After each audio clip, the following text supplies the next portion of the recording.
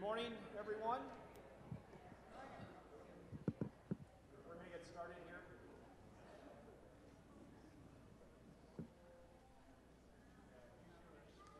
So, once again, thank you for staying this morning after first service or coming early before second service today.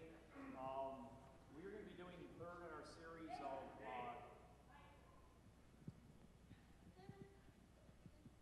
testing. There we go. Sorry. So we're going to be doing the third in our series of presentations today. This one is our fundraising subcommittee. If you remember, in January we did the building subcommittee.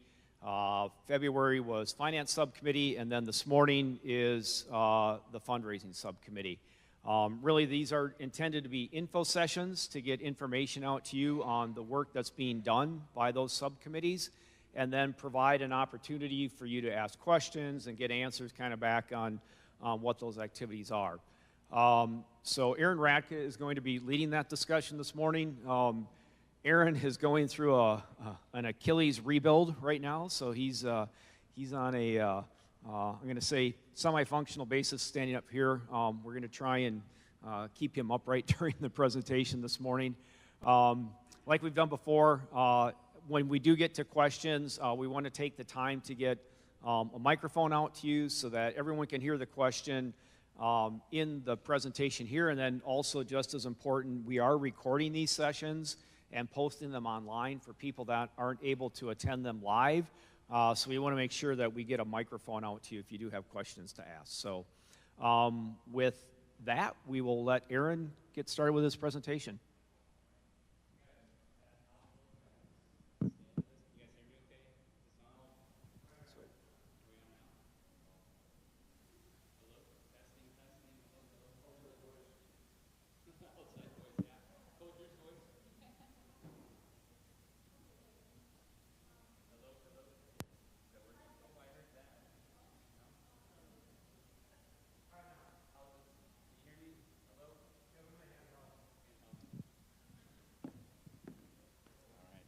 How's this? Everybody hear me okay?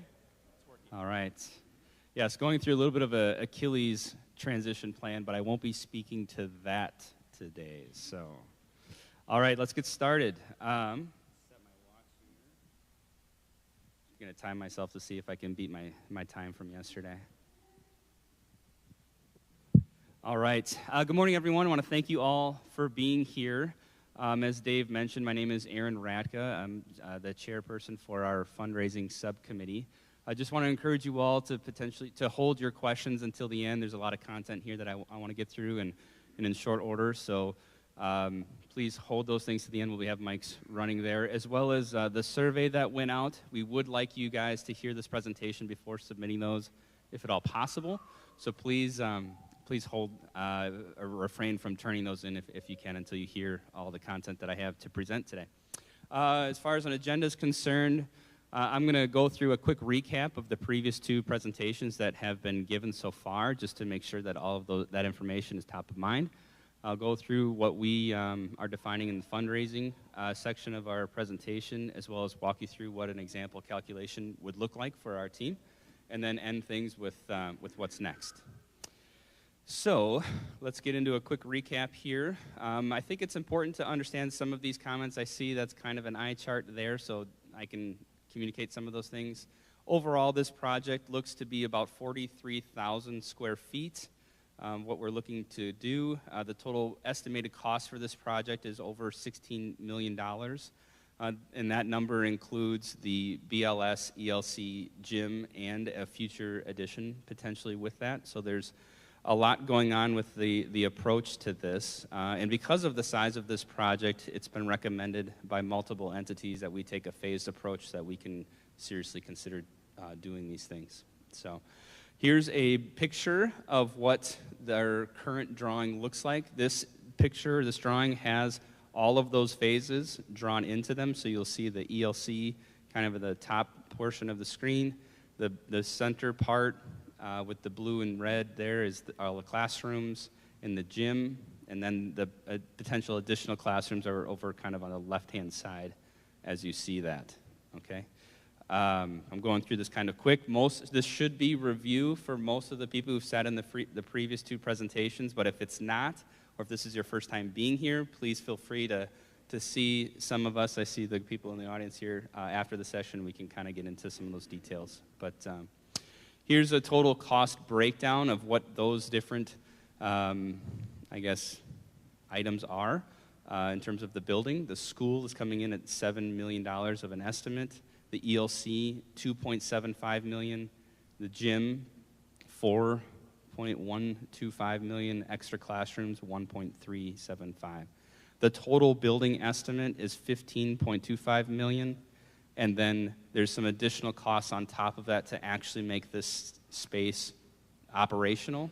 Water and sewer, playground finishing, and other furnishings add almost a little over $1 million to our total building cost, which brings the grand total of this project at an estimated $16 million, and a little bit more than that. It's important to know those numbers when we're talking about something like fundraising, capital campaigning, to figure out what our goal is and what we're trying to achieve, okay? So that's a reason why we kind of bring that back up before you start hearing about what I'm going to present today. Okay, our church loan status is also a really important subject that everybody should have kind of resonating in the back of their minds. The original loan amount was $1.75 million that started back in January of 2019. The total cost of building our church is around the $3 million mark. We had a 4.5% interest rate. Our current monthly payment is $10,000 a month, and right now we are about 51% of that loan amount is paid off, and that's been accomplished over the last 5 years. So we've done a remarkable job paying off our church. Okay, again, sped through that pretty quickly. If there are questions relating to some of that content, we can answer them maybe offline or after this. So that brings me to our fundraising portion of today. We like to think that we put the fun in fundraising, but our group is not just about raising funds as it relates to this project. We also want to raise awareness. We really want to raise hearts to support this project. You know, our goal is to really unite our congregation, unite parents, and really our community to generate positive momentum towards the legacy of our educational system. To do that, it's important that we recognize where we've been and how we've got here. So before I start in on any more of that, I first want to say thank you. I know I speak for more than just myself when I say we have been blessed beyond measure. Our families, our community, our school. What an honor it is to stand up here and present to you about the consideration of expanding Bethlehem Lutheran. It's not that long ago that we were in serious consideration of closing the school. In the past 5 to 6 years, we've built a new church. We're in it today. And we've paid over half of that off. Our school enrollment has tripled in size. We had 33 students in 2019, and we're up to 87 in 2024. And we're still growing.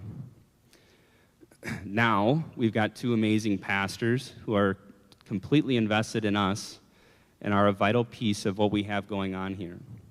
Our school has an outstanding principal. And the supporting educational staff is incredible. And they're growing too. These people are the ones that we trust, we being parents and other members in our congregation, with the hearts, minds, and souls of our children, which is why this project is really important. We want to support their mission, and we want to give them the resources they need to be successful. So a project like this is no small feat. It's going to take all of us to accomplish it, and let's be honest, God's will is included with that.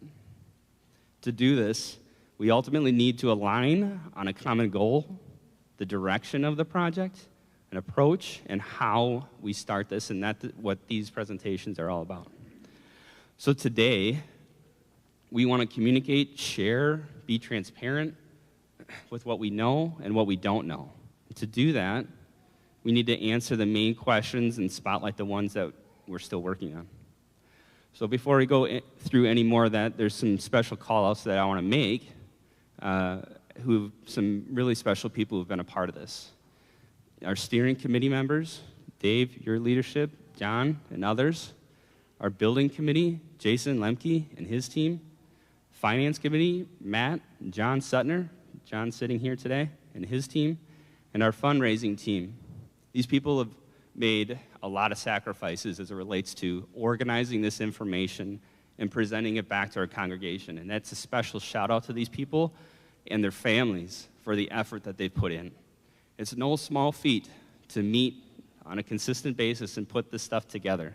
And their families are sacrificing their spouses in order to make this happen. It's something to be recognized for and something that should be appreciated.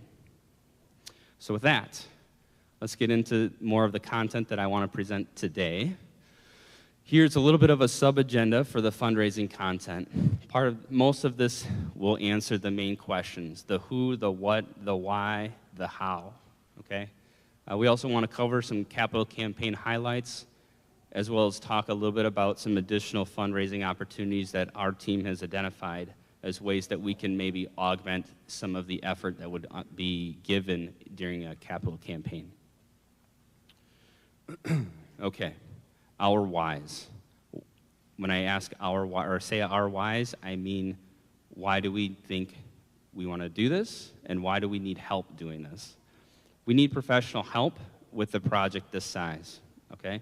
To put that in perspective, I talked a little bit about that before. Our new church build was roughly $3 million total. Okay, we financed $1.75 million of that $3 million project. This project is an estimated $16.35 million, which is roughly 5 times the size financially of this building. Okay, so it is a big undertaking, and because of those numbers, we feel like it needs to be a phased-in approach, but also we feel like we need professional help to get us to a point where we have enough capital raised for a down payment to start this project. And so if we're going down the path of seeking professional help, who is that? Our team has met with multiple professional capital campaign services specifically geared towards WELS congregations. The one that we interviewed and liked the most is Cornerstone Stewardship Ministry. They have a Christ-centered approach on growing hearts. They have a biblical-focused message on generosity.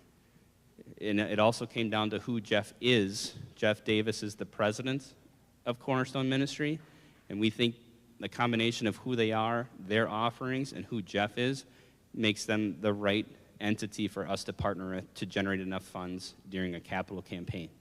We'll get into what that is in a second. Cornerstone Ministry is based out of Wisconsin. They're in Lake Mills, and they've been doing this for a really long time. Okay, a little bit more about who Jeff is. He's got 22 years of public ministry in WELS. Okay, he served as a WELS principal prior to starting Cornerstone Ministry and has been the president of Cornerstone since 2002. He's partnered with over 93 different U.S. congregations throughout the United States, whether that's a school or a church-related capital campaign. And some of the local congregations that he's served throughout the past 13, 14 years, let's call it, are right here in our backyard. So he has extreme familiarity with WELS, the Fox Valley, Hortonville. He knows a lot of people in the area, and so we sought out their testimony to get feedback on what it was like to work with Jeff on something like a capital campaign effort. You can see, I won't read through these, but you can see some of the schools there and congregations there that he's worked with. Okay, so Cornerstone Ministry, the what? What's included with that? People are probably wondering, well, what is a capital campaign? Why would we do this? What is it? What is it not? When we talked a little bit about this in prior sessions, I got some questions about, what does this exactly mean? Are we going to companies in the community and asking them for money? And the answer to that is just simply, no, it's not that, okay?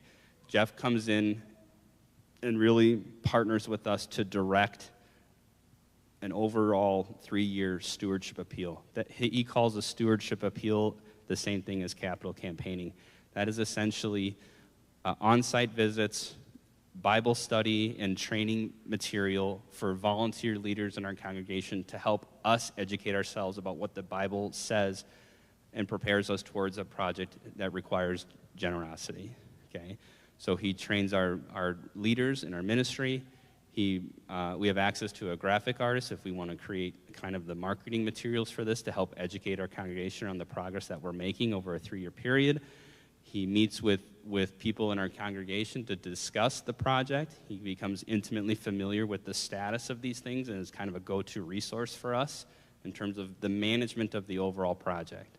So he becomes kind of our internal point person to manage sourcing funds directly from our congregation as it relates to the project. Okay, that's what this is. But that doesn't come without cost. Okay, and I put those out here transparently for people to understand what it's going to take to have somebody be that person for us. The estimated total for this is $50,000, and that includes a stewardship management fee of $47,000 plus his expenses, such as, the paper and print for some of the materials that we're creating, or potentially some other miscellaneous things that are in there that may add up to that. And all of these professional entities have costs very similar to this, so that's not a surprise.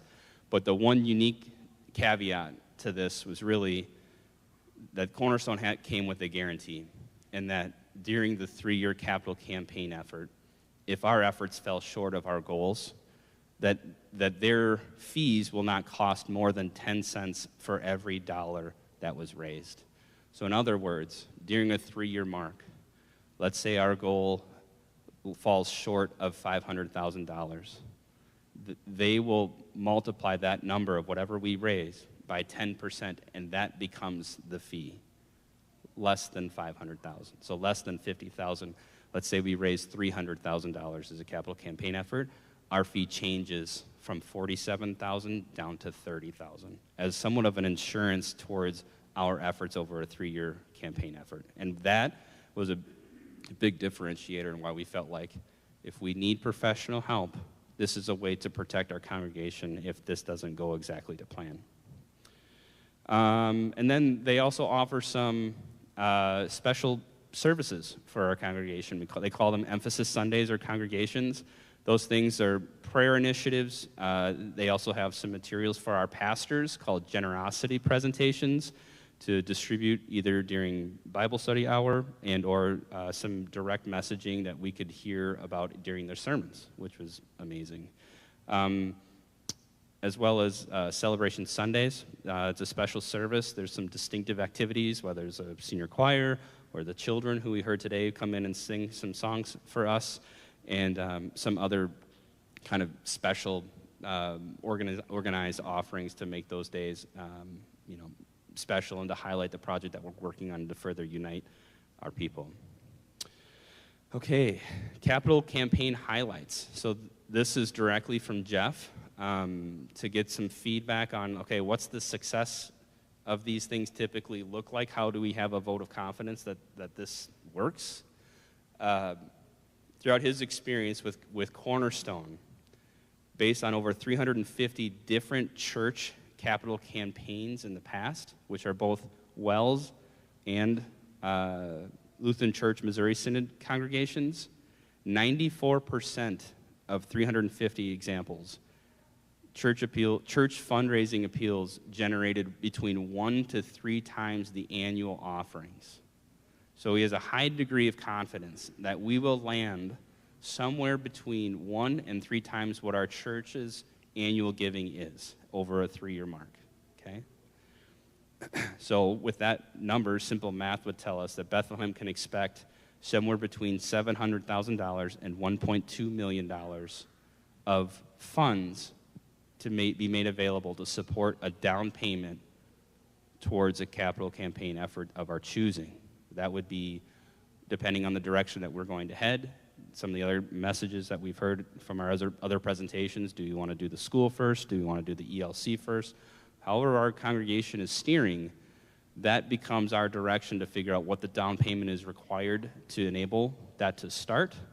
And I have an example calculation of what that looks like, but ultimately these capital campaign dollars would then be applied towards the down payment of starting in that direction. And then to finish things off here, just to reinforce why we felt like Jeff was such a great fit, his service is grounded in God's Word. Like I said, a Bible-based message, which comes with a lot of experience to boot. He's very committed to serving Lutheran ministries, as shown in previous slides, and he has just a unique personal and hands-on partnership that I think our congregation really needs in terms of leadership through something like this. Okay. On this slide, we call these additional opportunities to fundraise. Maybe you've heard some of these things, maybe you haven't. I've laid them all out there. I'm not going to go into too much detail of any one of these things. If there are questions at the end about them, we can certainly talk about that. But these are some things that our team has brainstormed as ways to potentially fill a gap in our fundraising. I'll get to maybe why we might need that in a second, but let's talk through these at a high level here. Lambeau Field Sports Service, that's a unique opportunity that we've recently come across and have registered for. There's going to be more to come as we start getting into football season for next year. But what this essentially is a team of volunteers from our congregation can organize and mobilize up to Lambeau, volunteer to serve food and drink at Lambeau during the game, before and after. And that can be pretty substantial in terms of donations. How they work that is Green Bay, the Packers, they take the total profits generated from the food and drink service, and they divide that amongst volunteer entities based on the number of people that you bring. So if we bring 5 to 10 volunteers and serve up there at a game, that can generate upwards of $5,000 to $10,000 to $15,000 for one day's worth of volunteering, which is pretty remarkable. They have unique programming opportunities for us as well, where we can sign up for half the season or even full season volunteer efforts, where we can generate upwards of $50,000 to $100,000 worth of money geared directly towards a project of our choosing. So pretty amazing opportunity to volunteer, and I think we might actually have a little bit of fun doing it too, which is even better. But something that we're going to start to take advantage of starting the next football season.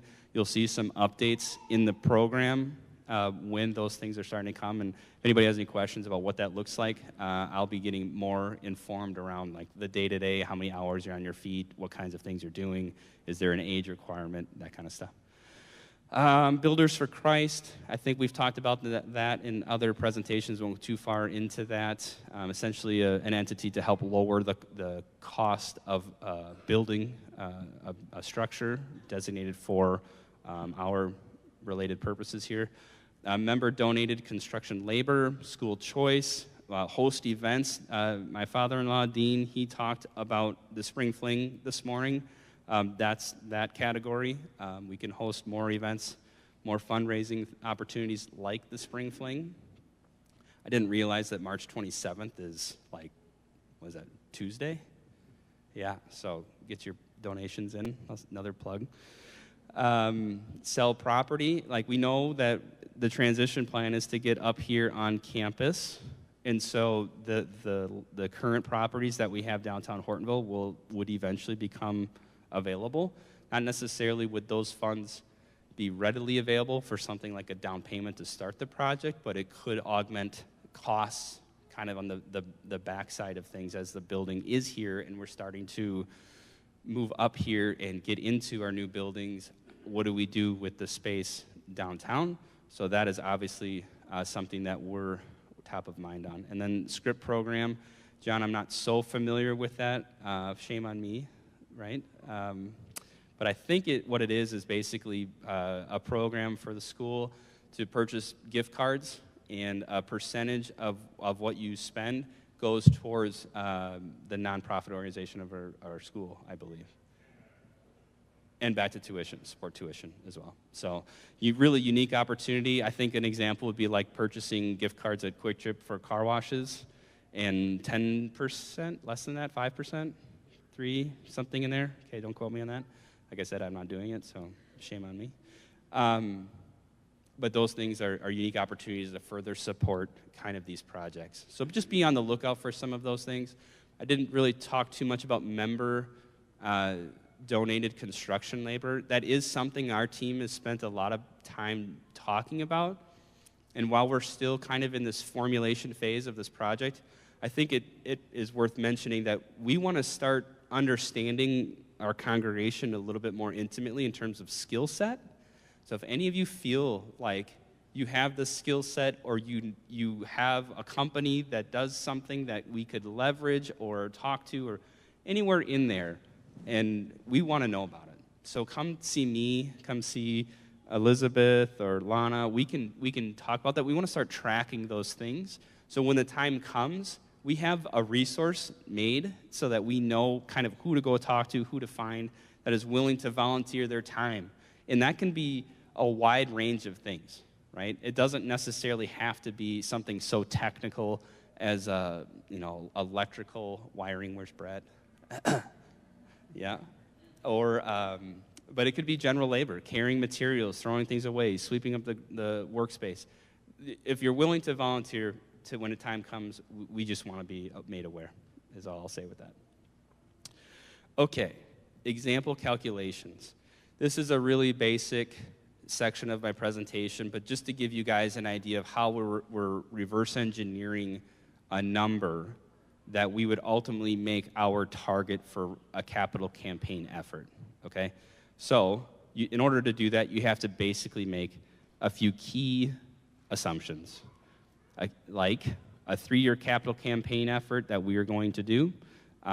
These options here came from the Finance Committee as some examples of what a loan would look like.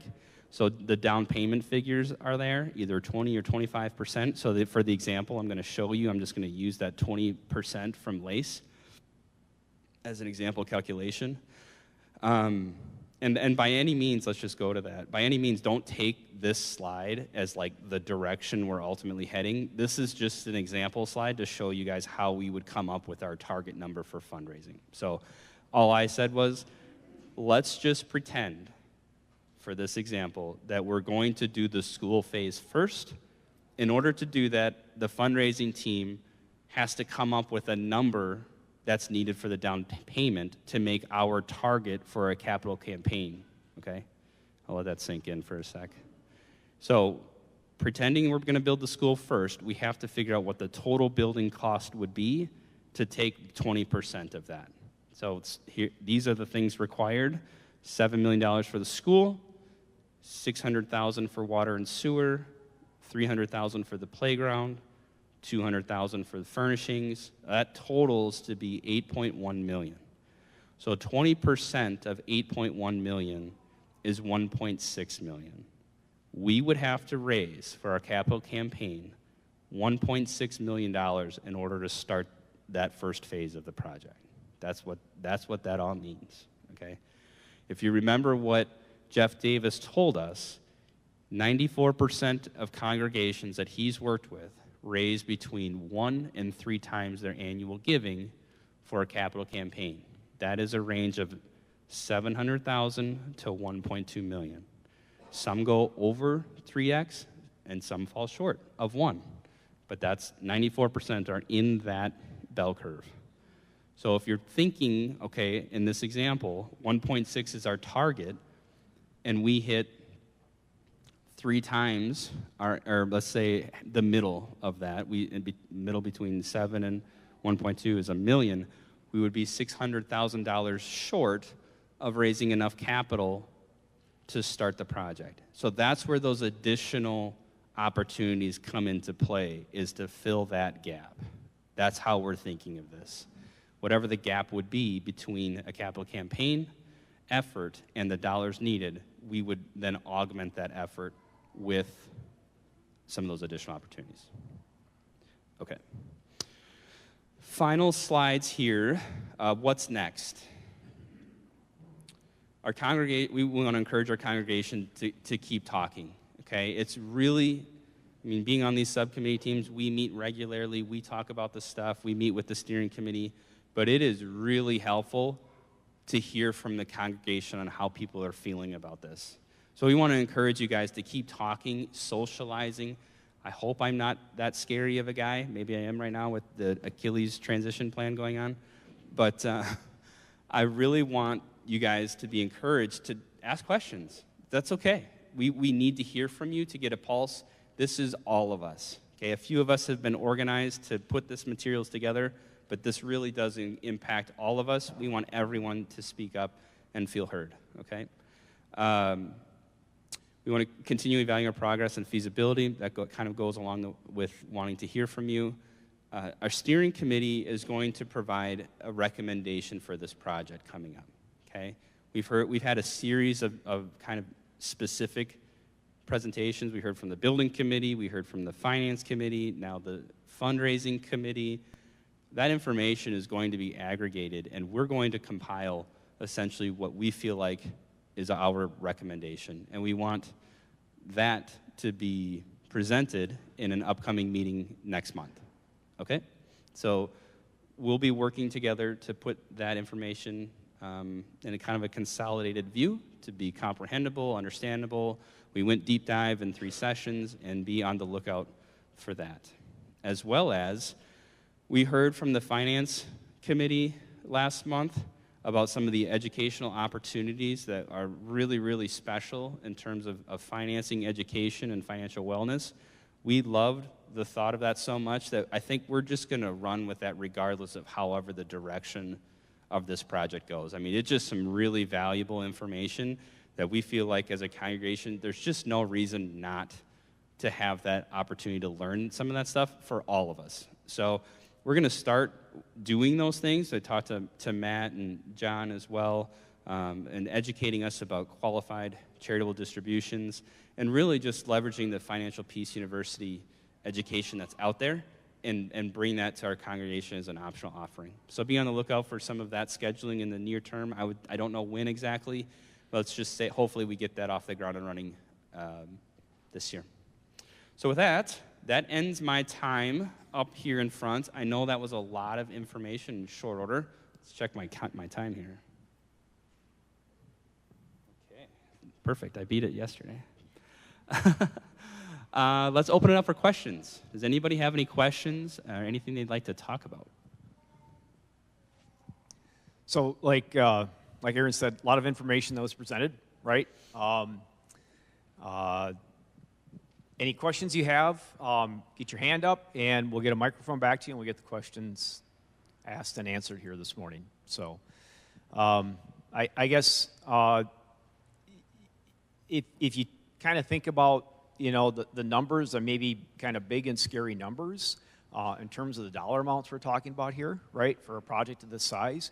But our subcommittees, our steering committee have a lot of confidence that if we work together as a congregation, we can achieve these things with God's help, right? There's nothing that we can't achieve. Really, what we need to do, though, is get a pulse feedback from our congregation on, what direction we move forward with the fundraising portion. If we proceed with the project, how are we going to tackle this fundraising part, right? We're talking about doing a capital campaign over a 3-year period, right, that would generate the down payment amounts needed to actually get the project started. So we're still looking a few years out before we would, break ground on whatever phase of that project might be.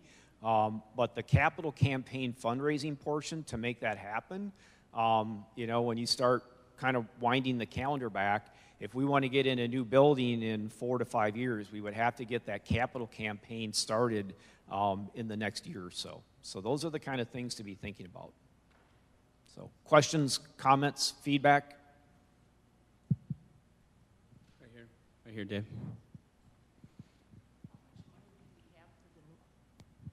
How much money is in for the new school right now that, people have been given?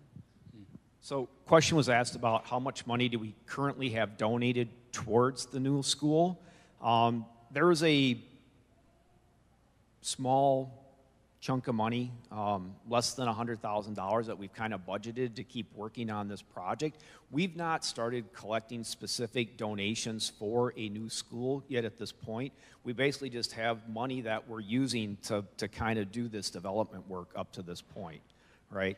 And then we also have what we call Building on the Cross, which is our effort to pay off this church building going on right now.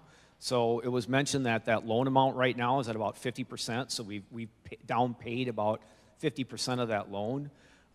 That's the other key assumption that's made here, is that we have to keep working on paying down that loan, because we would have to get that loan paid off before we would start a new building project. So that's the other kind of piece that you could say is money that's going towards this project is getting this loan paid off, because that's one of the steps that has to be taken as a prerequisite to get started.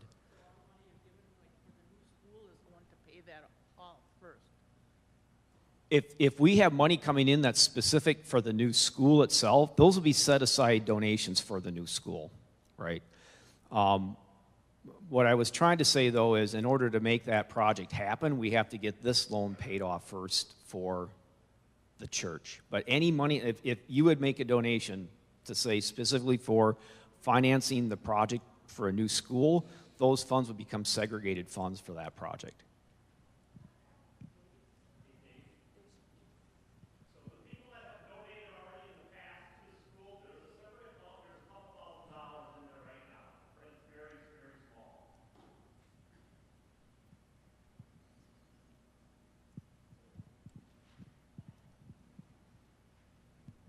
So yeah, Aaron, if we could go back to that first slide that you had up with the school buildings attached to the church out west of the church here. The picture? Yeah. If we could go back to that for a moment. All right. Now, if by chance we needed to add on to the church building, which way would we go with that? Great question about adding on to the church. Can you see those kind of light gray extensions off the side of the church? Yeah, gotcha there, yep. One goes this way right here, one goes that way right there. Yep. That's how the church worship area is designed to be expanded, right? And there is space, and that's part of the design of the new building, is to allow space for all those expansions that are designed into the building. Right, so we can expand worship area out this direction, worship area out that direction, off this existing building. If we wanted to expand the fellowship area, which would be off the south side of the building, that's where we're intending to place the gymnasium as part of the new building. All right, thank you, Dave. Other questions?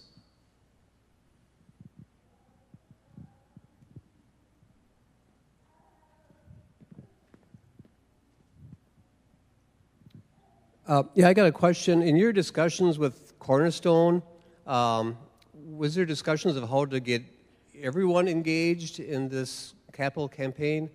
Where I'm going with this is that I've been working on council for many years. We have our operating budget, and we have done analysis in the past where we see there's a number of envelope numbers who are maybe contribute as much to the plan.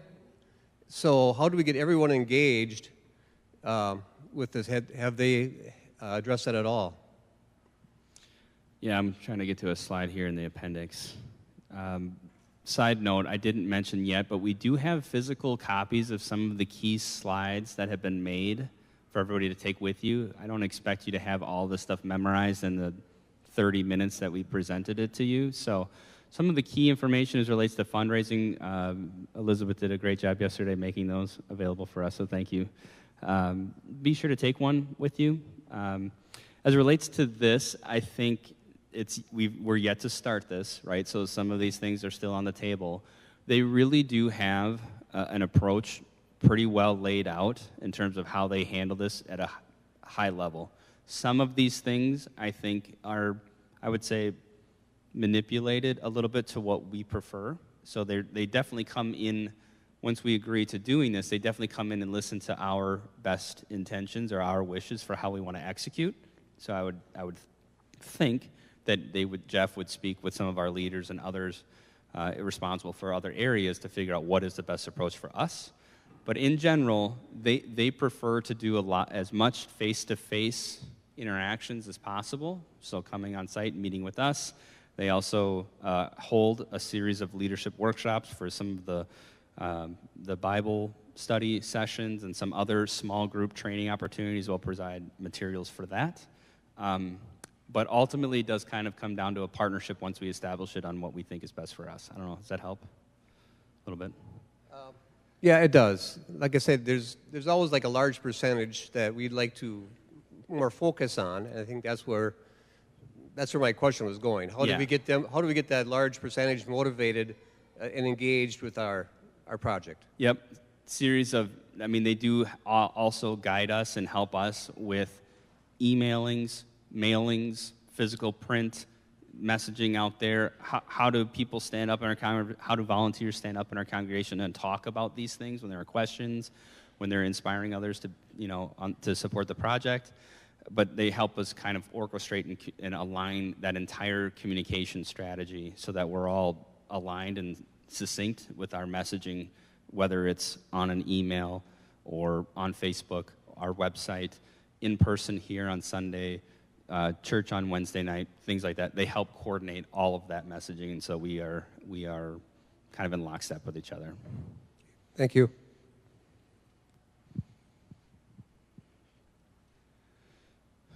Yes, Dave.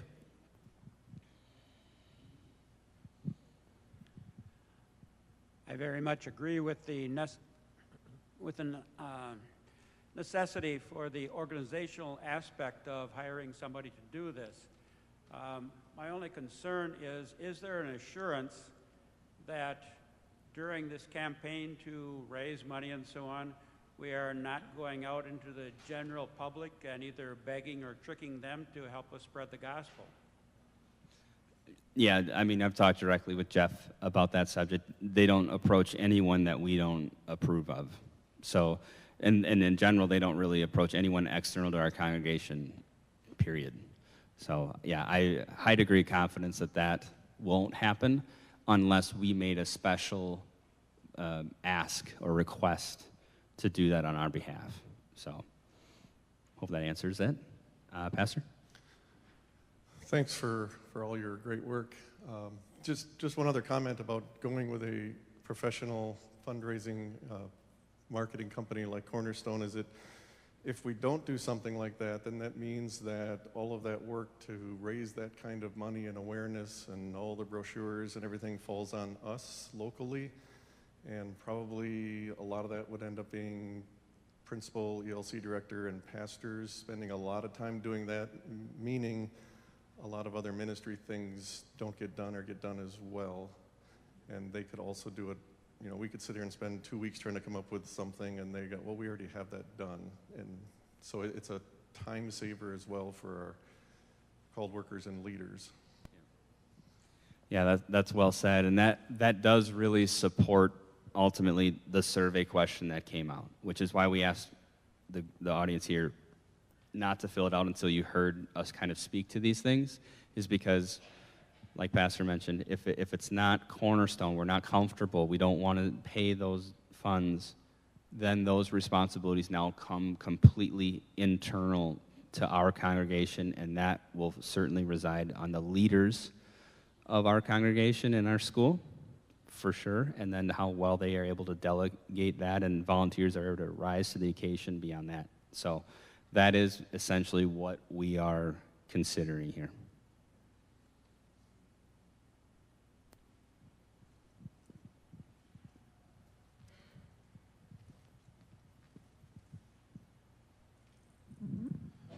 I just wanted to say that I have personal experience with Cornerstone from a project at a different congregation. They are very thorough, they are very organized, and they train you well. That's nice to hear. Thank you. Yeah, and maybe there are other people in the meeting here today that have experience working with Cornerstone or other capital campaign organizations that, you know, if you want to make a comment on that, great. If not, you know, like Aaron mentioned a couple of times during the presentation, we're looking for feedback, right? So any thoughts, ideas, experiences you have with this type of work, whether internal to a church congregation or other things you might been involved with, please get that information back to Aaron and his subcommittee.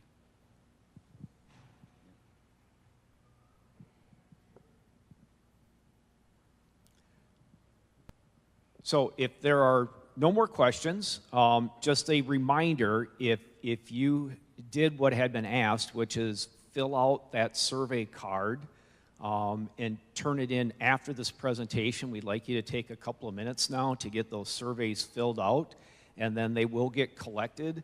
The other thing to know about this process, and Aaron mentioned it, is that we're going to take all the survey information back we got from the previous two presentations, from this presentation, and use that to help drive the decision around what recommendations are going to be made to the voters when we come to the voters. Right now, the plan is to do that meeting on April 21st to give the congregational voters an update and, you know, based on recommendations that would come in that voters meeting, how we want to proceed with the project. So once again, anything that you want to provide for feedback around that, please get that back to me or other members of the steering committee or to the other subcommittee members. Oh, if you have a blank survey card, because we did run out of the filled out ones, the survey question was this. So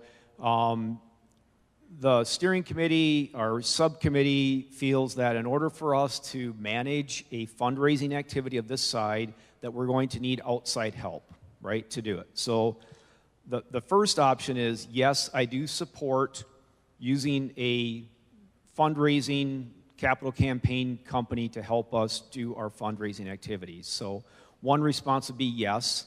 If the response is no, we want to know why. No, because you don't approve of the project.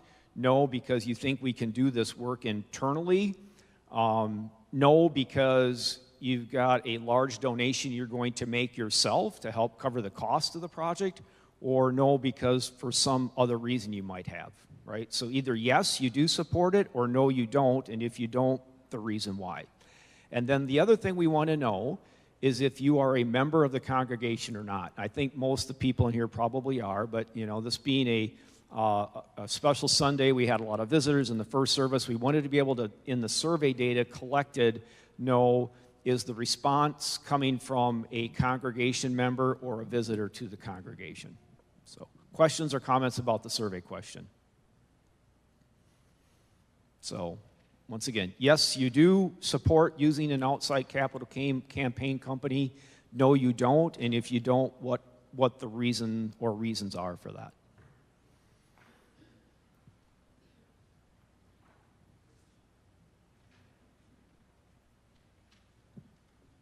The other thing I'm going to mention is Jason and our building subcommittee have taken the time to get some poster boards put together. We're going to get them put up on easels here in the church and down at the school so you can look more at the actual building itself and kind of what the design is. I know when we did that presentation, it was maybe kind of tough to see things, but we are going to get those poster boards put up here in the fellowship area and then down at the school.